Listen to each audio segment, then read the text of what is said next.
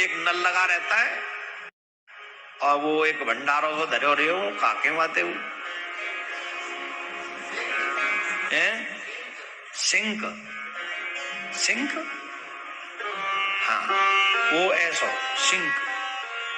और जब तक वहां में बर्तन गिरने न लग जाए नीचे तक, झूठे बर्तन जब तक नीचे न परोसने लग जाए, अपने आप ही परोस जाते हो। गड़ाम, चिम, ये चम्मच गिरी, ताम, ये चमचा गिरा, ओ वो भाम करके कढ़ैया गिर गई। अब याद आई माता रानी को, घर की मैया को, नहीं नहीं नहीं नहीं ये तो इतना लग गया। अच्छा अब चलो साफ करते। तो कितने साफ करने, जिससे लेवल में आ जाए। नीचे वाले अभी भी पड़े, वो कह रहे हमें भी कर लो, बोले अभी पड़े रहो, हाथ थक गए मेरे।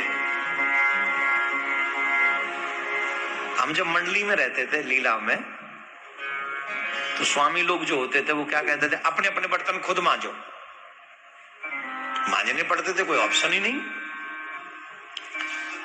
अच्छा एक ही थाली, एक कटोरी, एक चम्मच, अपने चम्मच तो होती नहीं थी, चम्मच न कटोरी भी नहीं होती थी।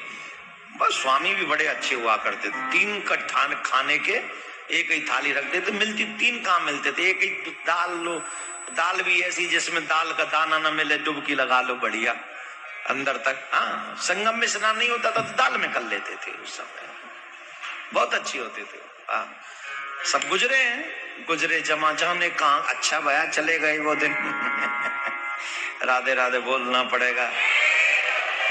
तो अब सुने माता बहन, जिस घर में, जिन घरों में भांड माने पात्र आज बिखरे पड़े रहते हैं, जिन घरों में झूठे बर्तन पड़े रहते हैं, कभी नहीं, रात्रि में तो गलती से भी कोई झूठा पात्र नहीं रहना चाहिए। एक भी पात्र झूठा न रहे, तुरंत साफ कर डालो। और जो मीठा खा के आधा बिखेर देते, छोड़ देते वहीं, चलो डिब्बे में ही पड़ा है ना, मीठा तो बांट दो या फिर कहीं अच्छी जगह पे बंद करके रख दो। ऐसा नहीं करना चाहिए। नित्यम च कलहो यत्र प्रेता भुज्यन्ति तत्र वै। जिस घर में नित्य कलेश होता है वहां प्रेत भोजन करते हैं। अब ये बताओ ईमानदारी से, घर में कितना प्यार रह गया, बाकी रह गया है? पति पत्नी में आपस में प्रेम नहीं रहा, माँ बाप में प्रेम नहीं रहा, बच्चों को माँ बाप के प्रति प्रेम नहीं रहा, भाई को भाई से प्रेम नहीं रहा, सिर्फ लूट पटांग उठ पटांग कामें चल रहे।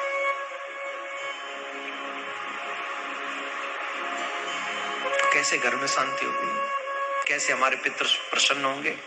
पितरों को प्रसन्न करने का, टूटे बर्तन घर में नहीं होना चाहिए।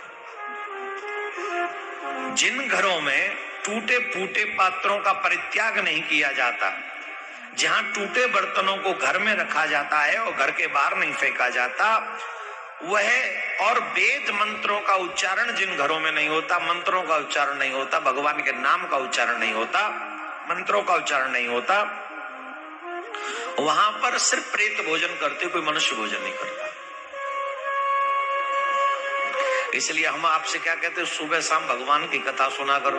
घर में तुम पे समय ना भी हो, घर का काम करते करते यूट्यूब पे भजन सुन लो। हम रोज तो करवा रहे हैं, यूट्यूब वाले तुम्हें भजन सुनवाते हैं, सुबह भजन चलाते हैं, शाम को सोने से पहले कथा चलाते हैं। और वारे वाह आलसियों, न तो सुबह सुनते हो भजन, न शाम को सुनते हो कथा, पर दोपहर सुन के सोया करो, सुबह सुन लिया करो भजन। न सुन सको तो चला के छोड़ दो अपने घर में। कम से कम भगवान के नाम से तुम्हारे घर में पॉजिटिव एनर्जी तो आएगी। जब देखो बस ऊपल्ला, जल्दी पैसा कैसे कमाएं, कैसे बनेंगे, इन्हीं सब चीजों में पड़े रहते हो। अरे भगवान तुम्हारा भला करे, कुछ तो अच्छे कर्म का। भगवान भी भला तब करेगा जब, कब?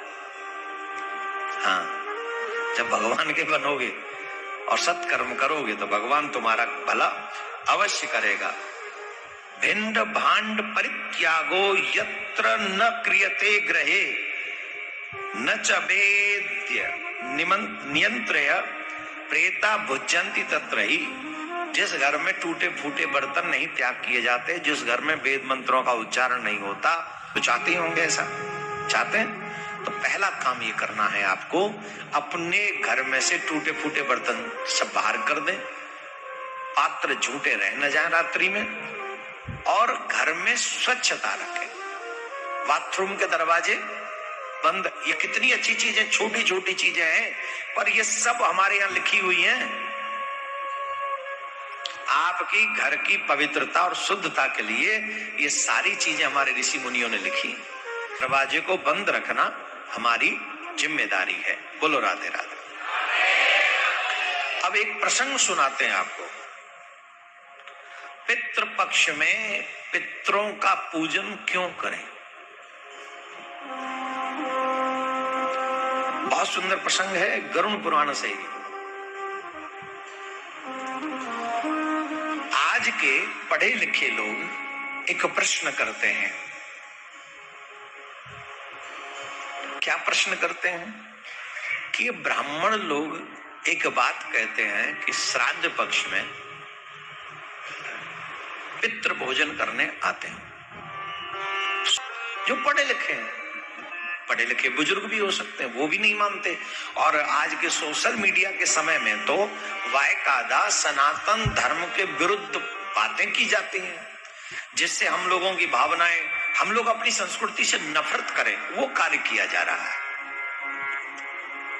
मंदिर में पूजा नहीं करनी चाहिए, भगवत पूजा नहीं, ये कौन सिखा रहा है हमें? पितरों की पूजा नहीं करनी चाहिए, कौन सिखा रहा है हमें?